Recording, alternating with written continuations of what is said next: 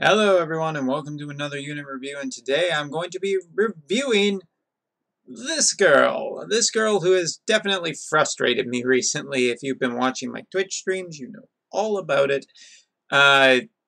She is not my friend, apparently, or at least only one of her. I could just deal with her. Anyway, with that being said, we're going to be taking a look at Regina and to the account holder Ashton. I want to thank you very much for having this unit up. Honestly, I would do it myself. I would really love to do it myself, but I just haven't had the luck recently. So if you ever watch this video, I hope you enjoy me showing her off. There aren't too many of her on my friend list, so I've been basically trying for days, so I'm just going to say thank you. Alright, so I think this music's pretty appropriate for Machine Gun Girl. Let's talk about Regina. Now, Regina is probably, I would say, the most interesting unit I've ever had the good pleasure of, looking at in this game. Every once in a while, there's a unit that comes along that's so weird, so different, just so out there that I don't know what to make of her. And this is Regina. Regina is just so weird. Everything about her kit just screams to me that it should be that I should just look at it and go, no, but I'm totally going to be honest, it just makes me say yes more. So Regina, first of all, her Trust Mastery is a hat. It's 40 attack, 25 spirit, 25 defense, don't know why I listed it in that order, and a 30% attack when equipped with a gun, meaning that this girl gets, you probably want a gun for her. Probably the best would either be either. Anyways, would be either Vincent's Super TMR or CG Jake's Super TMR, but definitely one of the top tier guns with variants on it. And yeah, a pretty solid TMR, especially for herself or any future gun user, because it has a fair amount of attack and an extra percentage on it. So I think it's okay. Super TMR, 60% attack, 50% extra damage versus demons, machines, or spirits. Probably going to say that I like the demons and the spirits and the machines, all depending on what you're fighting, of course. 60% attack's not that great. We're really here for the killers, and that's about it. Totally situational. Now, looking at her stats, I'm not convinced that she has the greatest stats. Definitely not bad. HP is okay. MP is probably the thing that hurts her definitely the most. Attack 206 with an extra 65 points put in is pretty damn strong. Defense and spirit, it's okay. Basically, it's at the same level as her magic, and she doesn't use magic for anything. The defense and spirit stats are probably pretty weak. But before we talk about that, I guess we should talk about her Limit Burst. Now, her Limit Burst maxed out is a 1600% ignoring, 50% defense, AoE 23 hits at 6 frames, also self 3-turn debuff for 200% all of her stats, as well as a self 3-turn stop. Now, here's the thing. This is obviously a big, debuff for her. I mean, it's just a really, really big penalty for essential, and yes, her Limit Burst is the most expensive costing Limit Burst, and yet the easiest to attain Limit Burst in the game, and we'll talk about that in a second. But she debuffs herself for a lot for using her Limit Burst. She also casts Stop on herself for 3 turns. Equipping her own TMR removes the problem of Stop because she becomes Stop Immune, and Stop Immune is obviously fantastic. So I'm giving a big thumbs up to that.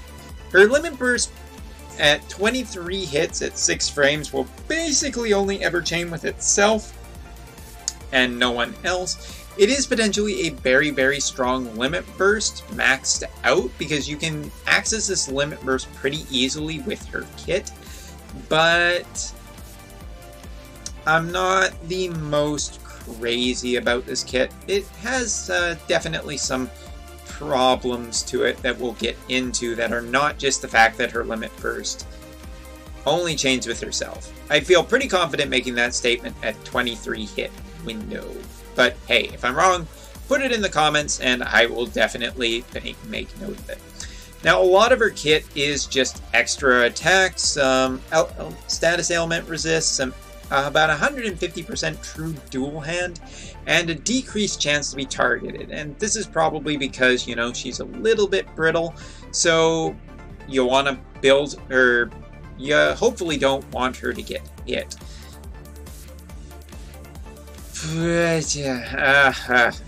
It's just so hard to talk about this. She also has a little bit extra killers when you get her to a 7-star form, and this is a big deal. She doesn't work in her 6-star form. She just doesn't. It's either 7-star max level 120 or you're going to have a hard time using this girl. It's not the killers or anything, it's mainly the fact that her biggest buffs come in her 7-star form and are needed to get the most out of her, and her MP recovery is only in her 7-star form, and with counting that she has to use 5 abilities in a turn, she's going to blow through that MP really quickly, even if you do max her out for MP, and that is a problem with her. All of her kit is built around using a 5 moves per turn unless you only want to use 1 move per turn, and that's to power up her 1 single attack in her kit. That's right, she only has 2 attacks, her limit burst and this. And her limit burst has this giant problem of debuffing herself. This ability is basically a 1-time modifier, 100, stat or attack. It's really nothing. It does, ignore 50% defense, but it's pretty terrible when you just look at it until you look at the rest of her kit. The rest of her kit can give her extra killers versus certain things like machines or demons or spirits. It can also give her, big enhancements, 250% stats to all of her main stats. Or, auto revive. All of these abilities work to support her in some way by giving her HP barriers or all of this different stuff that makes her, essentially stronger for the fight. But the other thing that all of these abilities give is either limit burst crystals at 25 for most of them, with I believe one of her cooldown abilities, giving her a total of, just a full limit burst crystal. Is that right? No. It's either 25 or a full. The point is, by using 4 of these abilities in her turn with her pentacasting, you can cast her big attack ability, and then you can also just generate a limit burst, get her powered up, and work everything into a combo at the cost of only using this once per turn. And if you don't use it, well, then you're just going to have an incredibly weak attack no matter how high her stats are, comparatively. So all of this works together in her being a very kind of weird, interesting unit. Here we can see one that has been built for high attack with a super TMR weapon and just extra points put in, some extra true dual hand. Just generally nice build. Have to admit it, Ashton. Very, very strong build. So let's show her off and show why she's so strong. Why am I doing it this way? Well, it's just can't do the training dummy yet. Someday maybe I will be able to, but for now, no. So, if we took how a dream setup would be, you want to use both of her cooldown abilities in the same turn. Each of these give a 1000% modifier to that attack we were talking about earlier. So we have both of those. It's also going to buff her. It's going to give her auto revive. And now we have to be really careful because we only have so much MP left.